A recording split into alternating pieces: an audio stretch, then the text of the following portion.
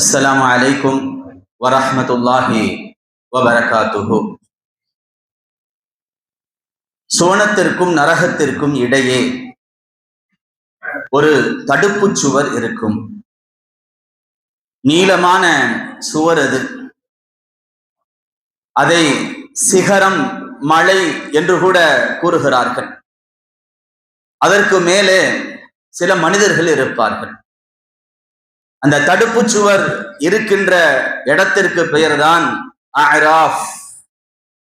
அந்த இடத்திலே அந்த சுவருக்கு மேலே இருக்கின்ற மனிதர்களுடைய பெயர்தான் அராஃப் வாசிகள். அவர்கள் ஏன் அங்க இருக்கிறார்கள்? அவர்கள் சுவனத்திற்கும் செல்ல முடியாதவர்கள், நரகத்திற்கும் செல்ல முடியாதவர்கள். சுவனத்திற்கு செல்லுகின்ற அளவிற்கு நன்மை போதாதவர்கள், நரகத்திற்கு செல்லுகின்ற அளவிற்கு தீமையும் போதாதவர்கள். நரகத்திற்கு அனுப்பிவிடலாம் என்றால் அவர்களிடத்தில் இருக்கக்கூடிய நன்மைகள் நரகத்திற்கு போக விடாமல் தடுக்கின்றன. சொர்க்கத்திற்கு அனுப்பிவிடலாம் என்று பார்த்தால் சுவனத்திற்கு போக விடாமல் அவர்களிடத்தில் இருக்கக்கூடிய தீமைகள் தடுத்து விடுகின்றன. ஆம், அவர்கள் நன்மைகளும் தீமைகளும் சமமாக இருப்பவர்கள். கொஞ்சம் நினைத்து பாருங்கள். அங்கிருந்து அவர்களுக்கு நரகமும் தெரியும், சொர்க்கமும் தெரியும். நரகத்திலே இருக்கக்கூடிய வேதனைகளை அவர்கள் பார்த்து கொண்டே இருப்பார்கள். நரகத்திற்கு உள்ளே நுழையவில்லை, ஆனால் அதனுடைய காட்சிகள் அவர்களுடைய கண்களுக்கு முன்னால் தெரிந்து கொண்டே இருக்கும். அவர்களுடைய நிலைமை எப்படி இருக்கும்? ஒரு கால் அதிலே நுழைவதற்கு கூட வாய்ப்புகள் ஏற்படலாம். அதனுடைய பயங்கரம், அதனுடைய கடுமை, நரகவாசிகளுடைய கூக்குரல். இன்னொரு பக்கம் சொர்க்கமும் அவர்களுக்கு தெரியும்.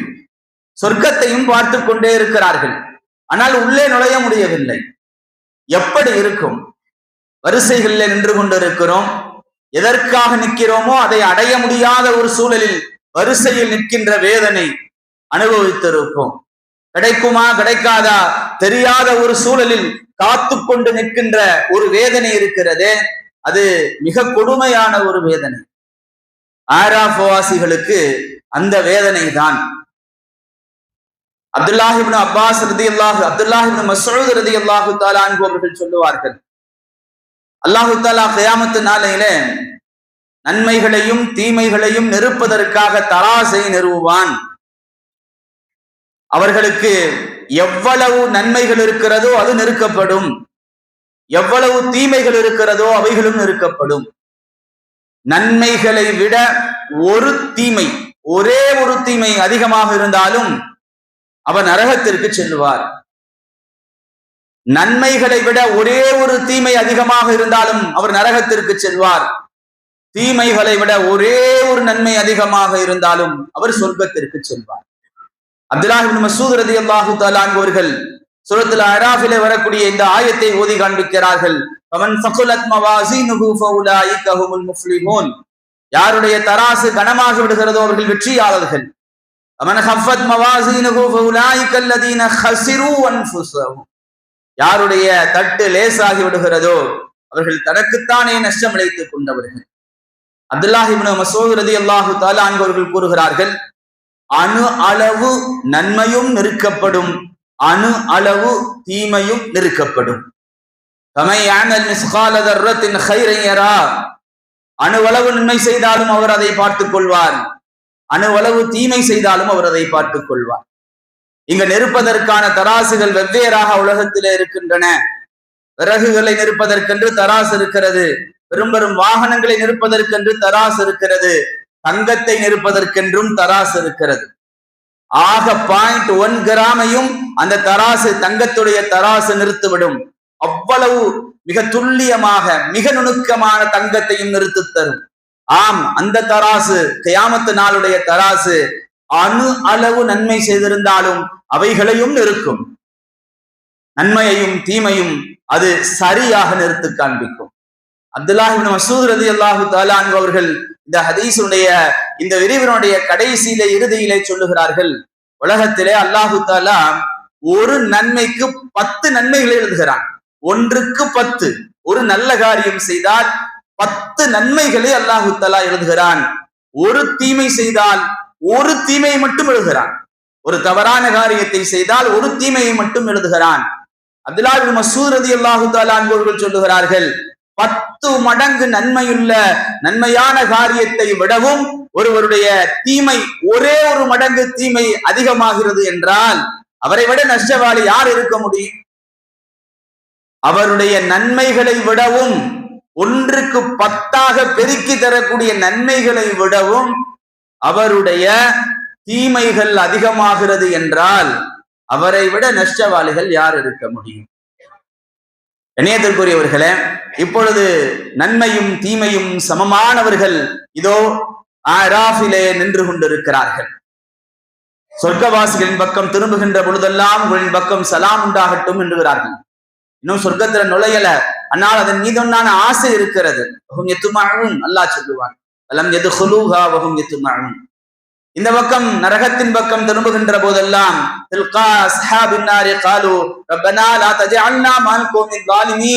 இந்த அநியாயக்காரர்கள் இருந்து எங்களை ஆக்கிவிடாது என்று அவர்கள் சொல்லிக் கொண்டிருப்பார்கள்.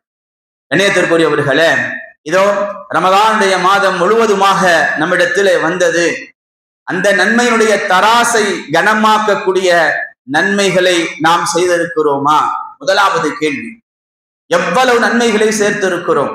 அணுவளவு நன்மையும் தராசிலே நிற்பதற்காக வரும் என்று குர்ஆன் சொல்லுகிறதே. ரமலானை பயன்படுத்தி எத்துணை நன்மைகளை நாம் சேர்த்திருக்கிறோம். அந்த நன்மைகளும் தராசிலே கனமானதாக வந்து இருக்குமா? சில சமயங்களிலே பலூன்கள் கூட இடத்தை அடைத்து விடும், ஆனால் அவைகள் நிறுவைக்கு வராது. பெரிய பலூனாக இருக்கும், உள்ளே காற்று இருக்கும், தராசினுடைய இடத்தை வேண்டுமானாலும் அடைத்துக் கொள்ளலாம், ஆனால் இருக்கின்ற பொழுது கனத்தை ஏற்படுத்துமா? அப்படியான அமல்கள் நம்மிடத்திலே எப்படி இருக்கின்றன? எத்தனை இருக்கின்றன? நோன்பு தான் வைத்திருந்தோம், நோன்பு தராசிலே கனத்தை தருமா? பலூனாக இருந்து விடுமா? எத்தனையோ நோன்பாளிகள் அவர்கள் பசித்திருப்பதை தவிர, அவர்கள் தாகித்திருப்பதை தவிர வேற எந்த ஒன்றையும் அடைய மாட்டார்கள் என்று ரசூலுல்லாஹி ஸல்லல்லாஹு அலைஹி வஸல்லம் அவர்கள் கூறியிருக்கிறார்களே. வெத்து தாளிலே நோன்பு என்று எழுதி தராசிலே வைத்து விட்டால் அந்த தால் கணத்தை தந்து விடுமா? நோன்பு நோன்பாக அல்லவா இருந்திருக்க வேண்டும், இருந்ததா என்பதை சிந்திக்கின்ற ஒரு நேரத்திலே நாம் இருக்கிறோம். நம்முடைய எல்லா அமல்களும், நம்முடைய தான தர்மங்கள், நம்முடைய சதகாக்கள், நாம தர்மங்கள் அள்ளி அள்ளி அரைத்தோம், அது தராசிலே எப்படி வந்து நிற்கும்? லா துபுத்திலு சதகாத்திக்கும் பில் மன்னி வல்வதா, உங்களுடைய தான தர்மங்களை சொல்லி காட்டுவதை கொண்டும் நோவினையை கொண்டும் நீங்கள் வீணாக்கி விடாதீர்கள் என்கிறானே. வெறும் தர்மம் என்று ஒரு வெற்று தாளிலே எழுதி வைத்தால் அது கனத்து விடுமா? ஒன்றுமில்லாமல் அல்லவா ஆகிவிடும். இணையத்திற்குரியவர்களே, இப்போதுள்ள சூழ்நிலையிலே நம்முடைய எல்லா அமல்களையும் தராசிலே கனமுள்ளதாக இருக்கிறதா என்ற கேள்வியை கேட்டு அல்லாஹ்விடத்திலே அதை கனமுள்ளதாக ஆக்கித்தாயா அல்லாஹ் என்று அல்லாஹ்விடத்திலே கேட்க வேண்டிய ஒரு சூழ்நிலையை நாம் இருக்கிறோம். அல்லாஹு தஆலா நம்முடைய அமல்களை, நம்முடைய தொழுகைகளை, நம்முடைய நோன்புகளை, நம்முடைய தான தர்மங்களை, நம்முடைய திக்ருகளை, நம்முடைய குர்ஆன் ஓதுதலை எந்த ஒன்றையும் அல்லாஹு தஆலா ஏற்காமல் இருந்து விடக்கூடாது. அல்லாஹு தஆலா அவைகளை முழுமையாக ஏற்றுக்கொள்ள வேண்டும் என்கின்ற ஆதரவோடு அல்லாஹு தஆலாவிடத்திலே துஆ செய்யக்கூடிய, யா அல்லாஹ் என்னுடைய எல்லா அமல்களையும் ஏற்றுக்கொள்வாயாக, அவைகளை தராசிலே கனமுள்ளதாக ஆக்கி விடுவாயாக, அவைகளை லேசானதாக ஆக்கி விடாதே என்கின்ற துஆவோடு நாம் இந்த ரமலானுக்கு விடை கொடுப்போமே. ஆனால் இன்ஷா அல்லாஹ் நாளை கியாமத் நாளையிலே சுவனத்திற்கும் நரகத்திற்கும் இடையிலே மாட்டிக்கொண்டவர்களாக இல்லாமல் முழுமையாக சுவனத்தில் நுழைந்தவர்களாக நாம் ஆகிவிடுவோம். அல்லாஹு தஆலா அப்படிப்பட்ட பெரும் பாக்கியசாலிகளாக நம் அனைவர்களையும் ஆக்கி அருள்வானாக. இன்றைய திக்ருக்கு சென்று விடுவோம். இன்றைய திக்ராகிறது சுவனவாசிகளுடைய துஆவினுடைய இறுதியாக எது இருக்கிறதோ அது குர்ஆன் அப்படித்தான் சொல்லுகிறது. வாஹிரு தஅவாஹும், அவர்களுடைய துஆவினுடைய இறுதியாக இந்த வார்த்தை இருக்கிறது என்பதாக குர்ஆன் சொல்லுகிறது. ரசூலுல்லாஹி ஸல்லல்லாஹு அலைஹி வஸல்லம் அவர்கள் கூறுவார்கள், அபூ ஸயீத் அல்-குத்ரி ரலியல்லாஹு தஆலா அன்ஹு, அபூ ஹுரைரா ரலியல்லாஹு தஆலா அன்ஹு ஆகிய இருவரும் அறிவிப்பு செய்வார்கள். நஸஈலே ஹதீஸ் பதிவு செய்யப்படுகிறது, யார் அல்ஹம்துலில்லாஹி ரப்பில் ஆலமீன் என்கின்ற வார்த்தையை மனமுவந்து சொல்கிறார்களோ அவர்களுக்கு 30 நன்மைகள் எழுதப்பட்டு 30 தீமைகள் அளிக்கப்படுகிறது. கண்ணியத்திற்குரியவர்களே, சுவனவாசிகளுடைய துஆவினுடைய இறுதி வார்த்தையும் வாஹிரு தாவாஹும் அனில் ஹம்துலில்லாஹி ரப்பில் ஆலமீன் என்பதாகவே இருக்கும் என்று குர்ஆன் கூறுகிறது. ஒரு வகையிலே இந்த ரமலானை கொடுத்து முழுமையான நோன்பையும் வைத்து தராவீஹ் தொழுவக்கூடிய பாக்கியத்தை தந்து, குர்ஆனை ஓதக்கூடிய பாக்கியத்தை தந்து, திக்ர் ஓதக்கூடிய பாக்கியத்தை தந்து, ரமலானை முழுமையாக அடையக்கூடிய பாக்கியத்தையும் தந்த அல்லாஹ்வுக்கு புகழ் மாலை செலுத்துவதாகவும் இந்த திக்ர் இருக்கிறது. எனவே நாளை முழுவதும் சொல்லிக் கொண்டிருங்கள், அல்ஹம்துலில்லாஹி ரப்பில் ஆலமீன், வாஹிரு தவானா அனில் ஹம்துலில்லாஹி ரப்பில் ஆலமீன். நவைத்து